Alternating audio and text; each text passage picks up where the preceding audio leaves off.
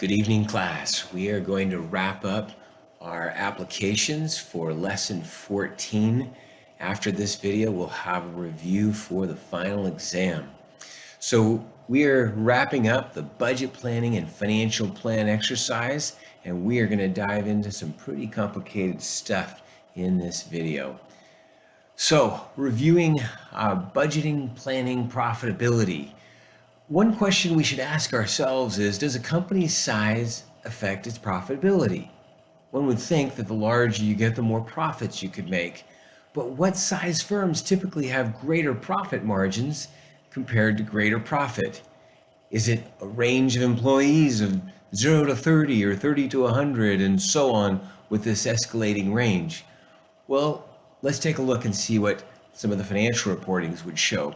Jacobs Engineering, a very large engineering company, you can see here from 2014 to 2018, the profit margin wavers around 4.16, actually drops down to 3.09, rises up to 4.32. All the while, the revenues drop off and then escalate again. Not necessarily a correlation, but it's interesting to see the range of profits it seems to harbor around 3 to a little bit more than 4%.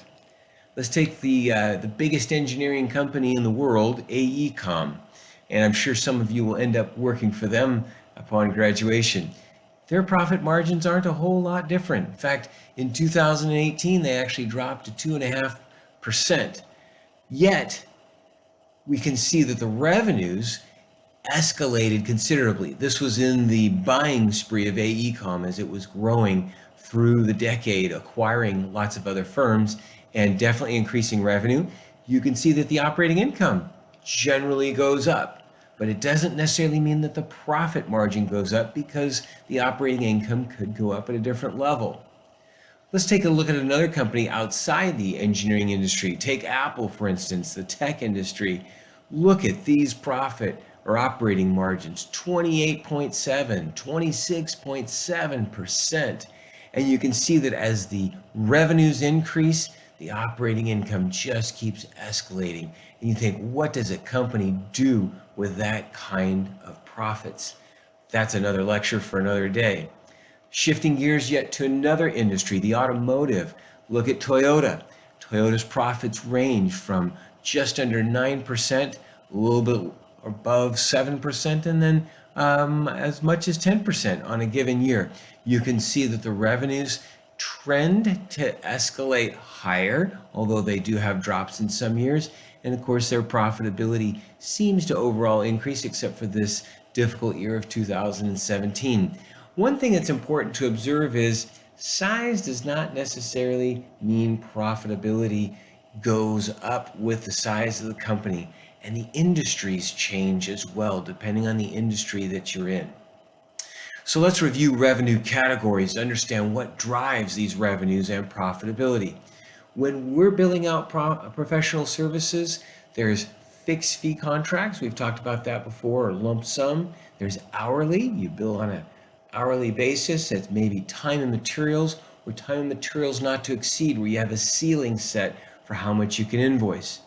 Reimbursable expenses. These are things like mileage, flight, duplication, and things like that. Subconsultants can also be a reimbursable expense. Oftentimes we find those are charged with a percentage markup, usually 10 or 15%. Equipment charges can come into play. So how are professional services charged, and what are the financial performance metrics? As an entry-level employee, how will your performance be assessed? And as your career and responsibility evolves, what other metrics will be used to evaluate your performance? In the last video, we talked about utilization rate. But now there will be other things that come into play. How profitable are you on the project? What type of profitability do you contribute to? And is it measurable? So as you might get into project management, we will start to look at a budget plan, whether it be for a project or for an office.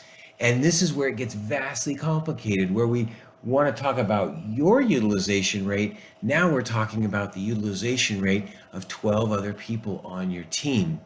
So if the question is asked, the following spreadsheet is part of a proposal for professional services, and you've identified these costs that the client will accept, what is your break-even margin?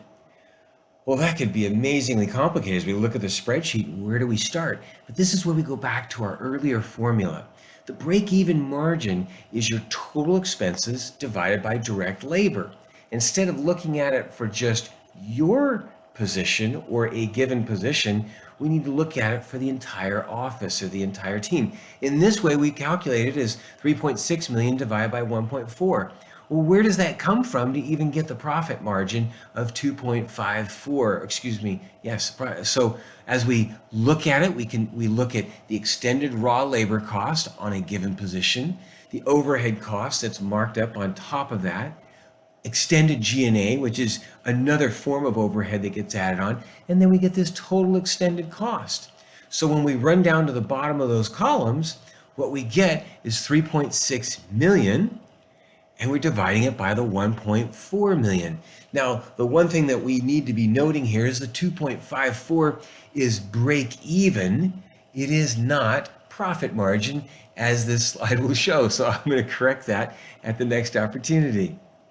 Let's go into your homework now, where you actually had similar spreadsheets and needed to make some adjustments. So on part A here, you were to assume the utilization rates do not change for these given positions.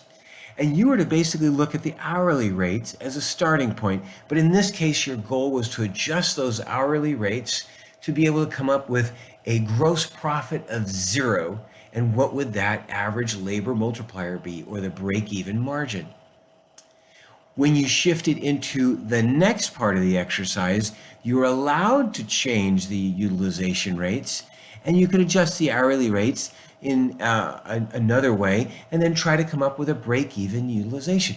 Now, look at how you can have some classifications at 100% utilization, which we know is very difficult, and yet with certain hourly billing rates that aren't very high, very difficult to get a profit margin. But now in the next exercise, there's a scenario where you're to say, well, hey, some of the people on the team really need to get out there and start marketing and bringing in more work. So you look to the senior ranking people in the office, the principal and the project manager, you lower their utilization rates. What does that do for the people in the office? It means they've got to work harder and longer hours. And so you've got some utilization rates that exceed 100%, which basically means lots of overtime, very little, if no training, and it makes it a little difficult. But you're also targeted with making a profit of 12%, which is a decent profit. But you can see how hard it is to get to that objective. And then we see how the average labor multiplier has increased. And in the last part of this exercise, we look at holding the hourly billing rates and then trying to adjust them with those hourly rates, adjusting the utilization rates. And we can see that the ranges are a little bit more easy to adapt to in an office environment. And in this case, the profitability is a little bit higher.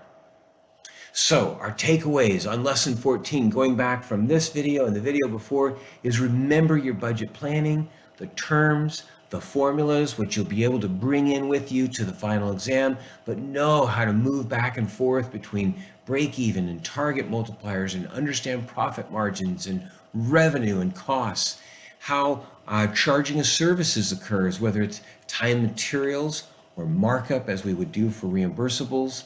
Know the labor charge components of direct and indirect and non-billable and G&A and labor burden.